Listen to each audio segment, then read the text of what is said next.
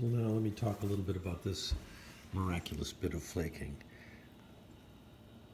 This is something that you get the core prepared with flake scars on the core. You prepare the platform just right, if I can illuminate it.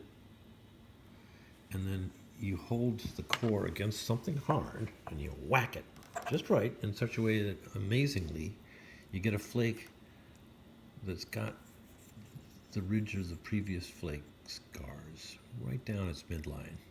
And then that's it. Little pressure, maybe a little bit of pressure flaking here and there along the edge, but you're done. So in terms of this measurement, well, what's really interesting about this thing is that once you'd knocked the piece off, you were done. But they were preparing the core beforehand. It wasn't just a random flake that was knocked off. So the stone tool was made on the core, and then last thing was it was broken off. That's the old-fashioned way of doing things.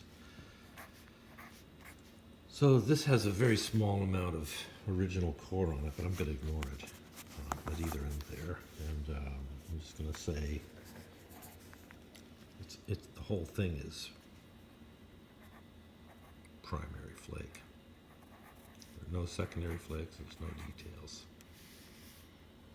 What an amazing measurement. And that's called a bladelet.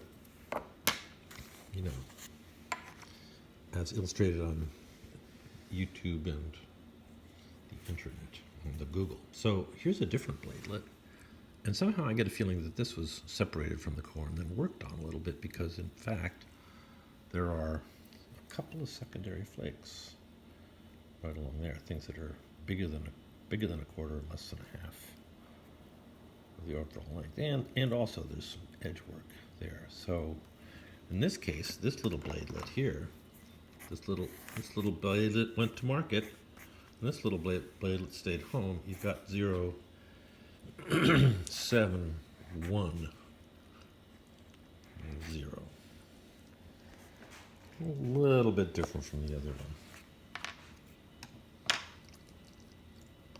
And I think very clearly that if there was any such thing as a mathematics of these numeric patterns, these vectors, if you like, it would have to accommodate sliding something from here to here, because after all, the boundary is defined by a single threshold number, which you could have something right on the boundary and it might fall either way, and you ought to tolerate such changes so that this is not too far away from that, but it is quite a long way away from that. And what else we had?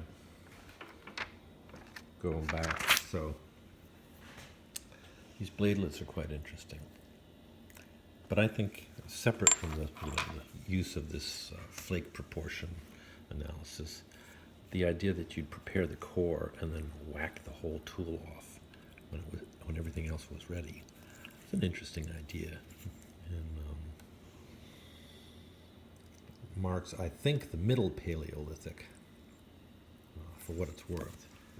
Not that the same techniques couldn't have been applied at any other time as well.